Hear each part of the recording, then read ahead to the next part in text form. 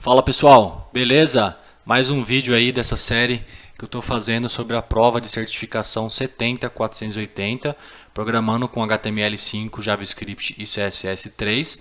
É o meu guia de estudos, né? Eu gostaria de deixar aqui, compartilhar para quem tiver na mesma pegada, né, de estudar. Isso pode ser uma forma de ajudá-lo, tá? Só lembrando que esses vídeos que eu estou fazendo, eu estou lendo cada submódulo e estou explicando o que eu entendi, tá? Então, assim, se você espera que esses vídeos sejam um vídeo completo, com informações muito detalhadas, não é esse o foco, tá? O foco aqui é passar o que eu estou aprendendo, o que eu entendi, e aí a gente pode bater um papo, se for o caso, deixe nos comentários aí, tá bom? Então hoje eu acabei de ler aqui a parte 1.4 do capítulo 1, né, que fala sobre como implementar APIs HTML5. Dentro desse contexto, ele fala sobre como utilizar Storage API, App Cache API e Geolocation API. Então vamos lá, vamos cair lá no material mais uma vez e vamos ver o que ele está falando aqui. Então, já começando aqui no ponto 4, né, ele fala sobre isso aqui, né, sobre app, cache, geolocation e storage. Eu achei bem interessante esse negócio do storage pelo seguinte, ó, deixa eu compartilhar mais uma vez aqui o PPT. Né. Hoje, quando a gente vai salvar alguma informação na web, normalmente a gente fazia com cookies. Né. Então, o que é o cookie? Você salva informação local na máquina do próprio usuário, e aquela informação fica disponível ali, você consegue obter aquela informação para utilizar para algum motivo, né? Então, sei lá, você quer salvar qual que é o perfil daquele usuário logado, você pode colocar qual que é o nome do usuário, qual que é o ID dele e alguma informação que você acha que seja relevante, né? Aqui, com essa implementação do Local Storage, você tem duas formas de fazer. Uma delas é com o Local Storage, que ele é persistente, ou seja, ele fica disponível mesmo que o usuário feche o browser. Então, se você quer salvar alguma informação no Local Storage do seu browser, ele vai salvar, o cara fecha o browser, abre o browser e vai estar lá aquela informação até que você limpe programaticamente, aí fica da sua escolha. E tem o Session Storage, que ele é volátil, então ele só fica disponível enquanto durar uma sessão. Se o cara fechar o browser, já era, você perde aquela informação. Então aí fica a seu critério analisar qual que é a situação que você quer para aquele determinado momento, para aquele determinado código que você está desenvolvendo. Então, aqui ele começa a te explicar como que você faz para incluir alguma informação no local storage, né? E eu fiz uma demozinha aqui. Então, basicamente, ele vai incluir uma chave e um valor, tá? Então, é um nome único que você tem e um valor que você vai dar para aquela chave. Então, basicamente aqui a gente fez um botão de incluir no storage, tirar do storage, limpar o storage inteiro, e eu implementei esse botão aqui de refresh para que a página entre novamente. E também tem uma forma que se você achar que apenas uma chave e valor é muito pouco, você pode incluir um objeto completo, tá? Então aí você pode incluir um objeto como se fosse uma classe no C# mesmo, mas aí ele fica serializado no formato JSON. E aí vamos fazer o seguinte, então vamos incluir aqui, ó, chave 001 com um valor XPTO, aí a gente clica no Add to Storage, tá? Vou clicar no Refresh e veja que aqui embaixo ele vai exibindo, ó, o que eu tenho dentro do meu storage. E se você está utilizando o Google Chrome, dá um F12 aí, vamos no Chrome Web Tools aqui, DevTools, e aí aqui, ó, na guiazinha de Application, aqui embaixo, você vai no Application e aqui tem o Storage aqui do lado esquerdo, tá vendo? Local Storage. Então, provavelmente, essa informação que nós temos, ela deve estar aqui. Vamos clicar aqui, ó, chave, valor. Tá vendo? Então, você tem a chave e você tem o valor atribuído. Isso aqui você pode ir fazendo da forma que você quiser. Aí, uma dica para a prova. Se você colocar uma chave com o mesmo nome do que tem lá, ele não vai incluir, ele vai apenas alterar aquele valor. Então, ali está XPTO. Vou colocar XPTO2 e vou add to storage. Ó, veja que a mesma chave acabou de mudar o valor para XPTO2. Agora, se eu colocar a chave 002 incluir, beleza, então aqui é uma forma muito bacana de você manter esses valores que você precisa dentro do browser, né? E agora vamos limpar, ó. Vou dar um Clear Storage, ó, ele acabou de limpar aquela informação, tá?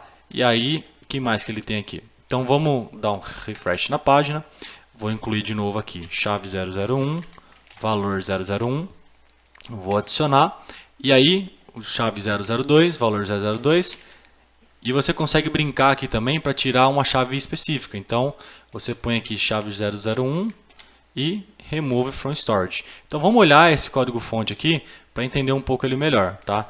Então como que ele funciona? Ele é bem simples, ó. Se você olhar, deixa eu estender aqui. No load da página, a gente pega aqui, ó, quais são esses elementos, né? Então aqui, ó, dentro do botão btn add, eu coloquei um clique aqui de JavaScript e criei uma função. Então basicamente o que ele vai fazer é isso aqui, ó, local storage set item. Então dentro desse método set item você tem que passar aqui os dois valores. Então eu estou pegando o valor da minha chave lá, que vai ser a chave, né, e do meu campo, que vai ser o valor. A mesma coisa para remover, então é local storage remove item, mas aqui você só passa uma informação, que é o nome da chave. Então ele vai procurar lá se tem alguma chave igual e vai excluir. E o local storage clear, o local storage clear vai limpar tudo, independente se você quer saber se é um ou se são dois, ou né, assim vai. Então vamos incluir aqui mais uma vez, ó, e só que agora nós vamos incluir como um objeto, tá? Então eu pus esse botão add object to storage porque eu quero criar um objeto um pouco mais manipulável, tá? Então vamos imaginar que só uma chave valor não faça sentido. Então o que que eu fiz aqui?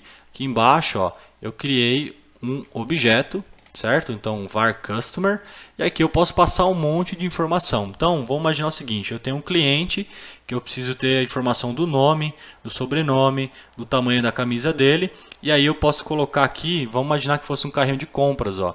Então dentro do carrinho de compras dele eu vou jogar essa informação numa forma de JSON, tá? Então estou pegando esse objeto, vou jogar lá e vou dar um load from storage para aparecer mais uma vez. Então vamos ver se vai funcionar aqui, ó.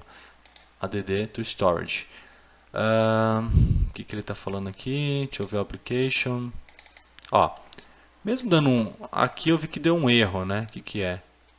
Replace node. Ah, tá. Isso aqui é porque eu tinha criado uma table para ela aparecer, mas eu acabei nem usando, tá? Enfim, é um erro, mas eu estava vendo depois dentro dessa tabzinha de application. Então olha só que bacana. Veja que agora ó, eu tenho um objeto aqui dentro.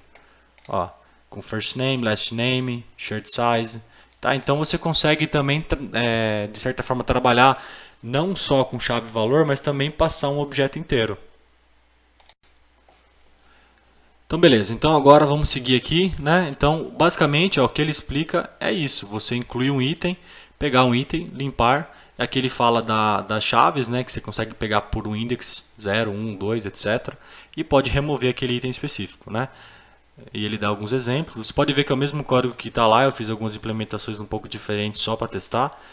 Essa aqui é aquela implementação que não deu certo, que eu acabei nem usando ela, porque era para criar uma table e tal. Mas como o Google Chrome tem ali aquela tabzinha, eu nem me importei, tá? Então é basicamente isso, bastante coisa para falar o que a gente fez ali em 2 minutos, né? E aqui você consegue passar também aquele objeto. Aqui, galera, tem uma coisa que me preocupou bastante, que eu tenho que pesquisar um pouco, né? Ele fala aqui para você usar o app cache. Essa funcionalidade aqui, ela vai servir para que você consiga distribuir a sua página, o seu site, o seu aplicativo de uma forma offline. Então, quando o seu site estiver offline, quando o seu usuário estiver offline, né, na verdade, você pode criar um cache e aí você pode incluir quais os tipos de recursos da sua página que você quer disponibilizar de uma forma offline, tá? Então aqui ele fala que você tem que criar um arquivo do tipo manifesto, né? Que é esse cara aqui, web app app cache. Esse cara aqui é um arquivo texto mesmo com essa extensão. E aí você referencia isso na sua página. Então você coloca esse atributo manifest com app cache, né? Bacana. O que me preocupou foi o seguinte: eu estava dando uma pesquisada aqui. E parece, ó, se você olhar aqui nos docs do Mozilla, parece que essa implementação ela foi removida dos padrões web. E aí ele pede para que você use, ao invés daquele cache, que você use um service workers, tá? E esse service workers, até o momento, eu não vi nenhuma menção nele na documentação dessa prova. Então é algo que eu fiquei um pouco um pouco preocupado, para falar a verdade, então vou ter que dar uma pesquisada aí sobre o que está acontecendo, porque eu não sei se a prova hoje está pedindo esses service workers. Então eu preciso ver para dar uma estudada, né? Eu vou estudar de qualquer forma, só que eu queria ter certeza se vai cair na prova ou não, tá? Então, basicamente, essa parte aqui, ó, eu estudei ela, né? Ela basicamente fala que você tem alguns métodos que você pode colocar em cache e aí você tem alguns eventos que você verifica se já está em cache ou se não está, se tá fazendo algum tipo de download, se aquele cache que você tem é o último cache que está disponível, se ele já está obsoleto. Você pode programar para que você pegue o último cache disponível. Então tem várias opções aqui que você pode analisar, mas novamente fiquei um pouco preocupado, tá? Eu vou ter que analisar com quem fez a prova aí se isso já está funcionando ou não, se vai estar na prova ou não, tá? E por último aqui, ele fala do Geolocation API. Isso aqui é muito bacana. Esse Geolocation API, basicamente, ele pega qual é a geolocalização do browser do usuário, né? Através dessa propriedade window aqui. Então, window.navigator.geolocation, ele vai te dar qual é a posição aí, e aí você vai conseguir saber onde está o seu usuário. Então, se você for fazer algum tipo de aplicativo web que precise de geolocalização, que precise pegar qual que é a posição daquele dispositivo naquele momento, então essa Geolocation API ele vai cair que nem uma luva, ele vai servir e vai ser bem legal. E aqui o que ele fala, o que eu achei muito bacana, é que você consegue trabalhar de diversas formas, você consegue ver qual é o tipo de acuracidade que você quer, se é o máximo possível, se é de uma forma um pouco mais tolerante. Se você quer utilizar essas propriedades de timeout, que é para especificar de quanto em quanto tempo você quer pegar essa posição, e tem esse maximum age aqui, que é assim, se você deixar ele como zero, se eu não me engano, vamos ver aqui, o padrão é zero, então uma nova chamada vai ser sempre feita. Se o maximum age for setado para algum valor, então o cache vai ficar lá disponível durante o tempo. O maximum age é o seguinte, então, se você deixar um valor específico, ele vai pegar aquela informação depois de algum tempo. Se você colocar zero, ele nunca vai ter cache, tá? Então é basicamente isso. E aqui ele faz uma implementação, tá? Aí eu fiz essa mesma implementação aqui para fazer um teste, ó. Então se vocês olharem, você entrar aqui, ele pede a sua localização, tá? Eu quero saber a sua localização. Você dá você dá uma permitida aqui e aperta o Chrome DevTools aqui no F12, tá? Aqui no console, ó, veja que ele te dá um objetinho aqui, ó, com as coordenadas. Veja que bacana. Ele te fala, olha, essas são as coordenadas do browser, altitude, acuracidade, latitude, longitude, se está em movimento, né? Esse speed aqui é se ele está, vamos imaginar que ele está com um dispositivo móvel, está lá em movimento, você consegue qual que é essa velocidade média dele, né? E mais algumas informações. Então, só para ver se funcionou mesmo, ó, é basicamente isso daqui, tá? E aí, para a prova, o que eu vi que ele pede um pouco mais aqui é basicamente você entender os watch position, que é um método que ele fica olhando direto a sua posição. Então, se você quer saber se aquele dispositivo ou se aquele browser ele tá sempre alterando a altitude e longitude, então você pode usar esse watch position, tá? É um método aí. Você pode ver que ele vai te dar, ó, aqui, ó, ele vai te dar essas informações em tempo real, tá?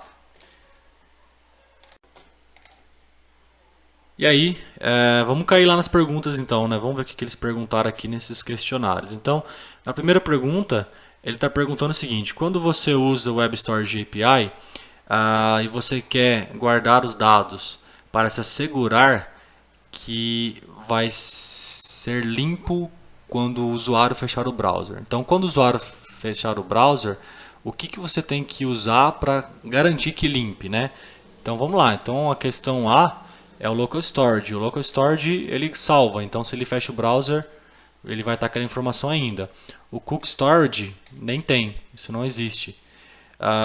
Session storage, essa é a opção correta. Lembra? Então, o Session Storage é, enquanto tiver aberto o browser, ele mantém as informações. Se fechou, já era aquela informação. E aqui ele fala de um Hidden Input Element, também não é. Então, aqui é a opção 1. A opção 2 aqui na pergunta 2, está perguntando o que você tem que designar na página como disponível offline, né? Então você tem que colocar aqui, ó, especificar o manifesto atributo no elemento. Então é a opção número C, né? Mas isso daqui é algo que eu estou um pouco preocupado, falando mais uma vez, que eu não sei se vai cair na prova ou não. Mas o bom é que a gente sabe, né? A opção número 3 aqui, ele está perguntando quais das seções abaixo não são válidas no app-cache manifest.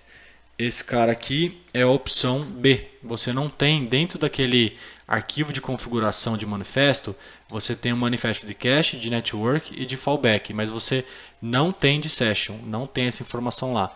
Então é essa informação que é a correta, né? Essa aqui eu fiz a prova aqui, eu fiz o teste e eu errei, eu tinha colocado que era a B, mas não é a B, tá? Aqui ele pergunta, quando você usa o app cache, quando que ele te informa que o download está completo.